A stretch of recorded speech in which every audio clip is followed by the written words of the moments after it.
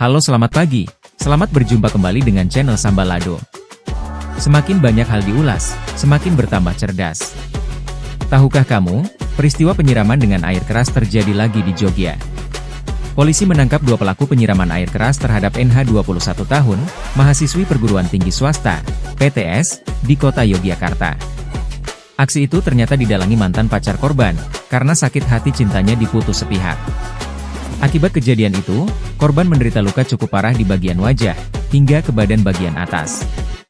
Peristiwa tragis itu terjadi, saat korban hendak menunaikan ibadah misa Natal, Rabu, 25 Desember 2024. Kasat Reskrim Polresta Yogyakarta, Kompol MP Probosatrio menjelaskan, pelaku penyiraman air keras sudah ditangkap, tidak lama setelah melakukan aksinya. Pelaku berinisial S 26 tahun, warga Kuningan, Jawa Barat ditangkap di kamar kosnya. Pelaku sudah kita tangkap, dan kita tahan untuk proses pemeriksaan lebih lanjut, katanya, Kamis, 26 Desember 2024.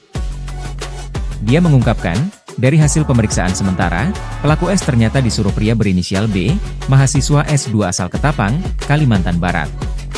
Pelaku B diketahui mantan pacar korban NH, yang pernah menjalani hubungan asmara selama 3 tahun. Selamat sore rekan-rekan. Jadi sore hari ini kami akan merilis perkara penyiraman air keras terhadap seorang mahasiswi perempuan yang ada di Yogyakarta. Berawal dari begini rekan-rekan. Jadi mahasiswi ini adalah berasal dari Kalimantan Barat, kemudian mempunyai pacar yang berasal dari Kalimantan Barat juga. Mereka berpacaran sejak tahun 2021. Kemudian pada bulan Agustus 2024 mereka berpisah dengan alasan mereka masing-masing, akhirnya menyatakan putus mahasiswi perempuan ini. Kemudian yang laki-laki merasa tidak terima. Laki-laki ini mahasiswi S2 di salah satu perguruan tinggi, mahasiswa S2 di salah satu perguruan tinggi di Yogyakarta, tidak menerima atas dari pacarnya yang memutuskan hubungan mereka. Kemudian singkat cerita, mahasiswa ini, si inisial B ini, pelaku ini, dia tidak terima. Kemudian dia berusaha untuk, sejak bulan Agustus diputus itu, dia berusaha datang ke kosnya korban inisial N. Dia berusaha untuk supaya balikan lagi. Namun mahasiswi ini tetap tidak mau. Akhirnya ada ancaman dari si B ini, pelaku ini, kepada korban. Intinya kalau mereka tidak bisa bersatu, kalau nanti sakit ya sakit semua, sama-sama merasakan. Maksudnya seperti itu. Kalau hancur ya hancur semua. Kemudian karena tetap tidak mau, akhirnya pada tanggal 12 Desember 2024 si pelaku inisial B ini memposting di akun Facebooknya dengan postingan bahwa membutuhkan orang yang mau bekerja apa saja. Nah, kemudian selang beberapa jam ditanggapi oleh pelaku kedua. Ini sama-sama tidak kenal ini. Pelaku kedua inisial S, dia menanggapi pekerjaannya apa. Nah, kemudian akhirnya dia komunikasi melalui WA dari Facebook itu, kemudian melalui WA, kemudian baru dijelaskan. Si B ini, mantan pacarnya ini, dia membuat cerita bahwa seolah-olah dia dia ini seorang perempuan bernama Senlung. Nah, dia bernama Senlung, membuat cerita dia dikhianati oleh suaminya. Dikhianati oleh suaminya. Seorang pelakor gitu istri, dikhianati oleh seorang pelakor. Akhirnya dalam komunikasi mereka sejak tanggal 12 Desember itu disepakatilah untuk melukai pelakor itu. Pelakor ini adalah korban yang dimaksud. Jadi pelaku mantan pacar ini membuat cerita seperti itu. Kemudian eksekutornya ini yang menanggapi melalui Facebook tadi, kemudian BA tadi minta uang 7 juta, disanggupi oleh mantan pacar, oleh B, disanggupi 7 juta. Namun uang 7 juta itu akan digenapi setelah eksekusi dilaksanakan. Tapi sebelum eksekusi dilaksanakan, eksekutor ini, inisial S ini, yang selaku eksekutor menyiram itu, dia minta uang operasional dulu. Teknisnya penyerahan operasional, jadi pelaku mantan pacar ini, si B ini, dia berusaha menutupi jati dirinya. Dia tidak mau ketemu langsung. Jadi uang yang diberikan juga tidak mau ditransfer. Dia COD di suatu tempat. Uang itu dibungkus plastik, ditaruh di suatu tempat, kemudian diambil oleh eksekutor. Sebanyak 6 kali, kurang lebih jumlahnya 1.600.000. Termasuk untuk pembelian air keras, pembelian jaket, Gojek, itu untuk pelaku. Akhirnya sebanyak 6 kali juga si eksekutor ini datang ke tempat kos korban. Tempat kos korban ini juga diberitahukan oleh si B tadi, mantan pacar tadi. Untuk ke survei ketiga, keempat, kelima itu sebetulnya sudah mau dieksekusi, mau disiramkan air keras itu, tapi ternyata korban tidak ada di kos sampai 3 kali itu.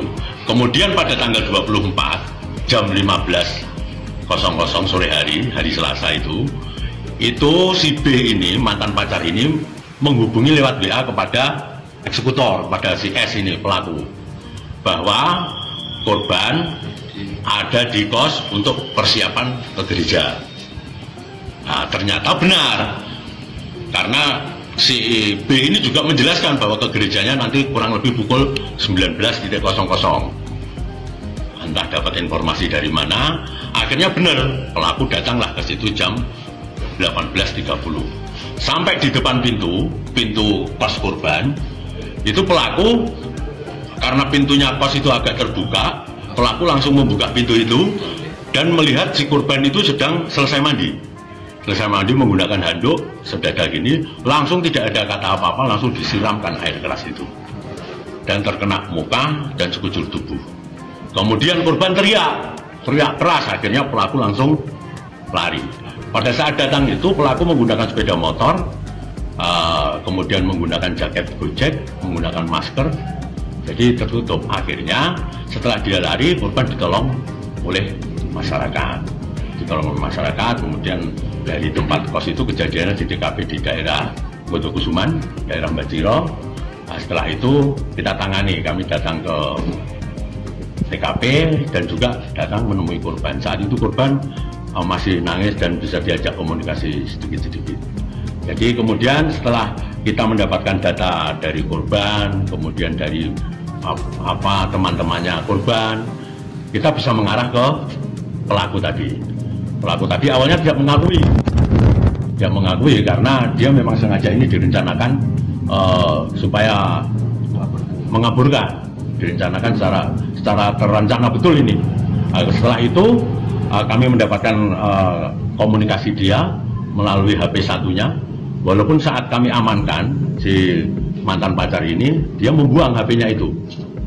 HP-nya itu dibuang di gudang, sebelah gudang. Namun setelah kita lakukan penggeledahan, kita dapatkan HP dan kita temukanlah di HP itu komunikasi dia dengan eksekutor.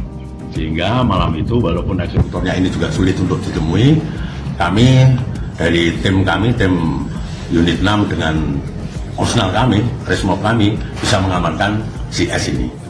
Saya kira itu cerita lengkapnya rekan-rekan. Berarti S itu kan beraksi sendiri ya Pak ya? Sendiri. Itu air kerasnya itu yang beli B atau S yang belanja sendiri? Baik, begini.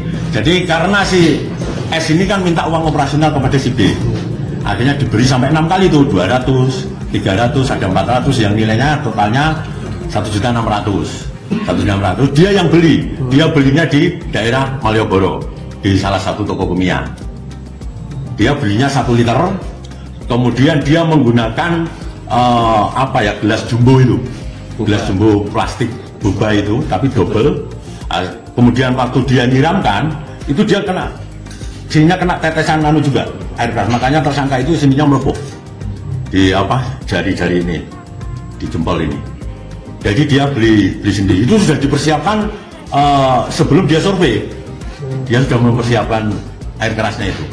S itu pedagang burjo ya Pak? Profesi sehari. Pengakuannya seperti itu, tapi ternyata dia hanya serabutan.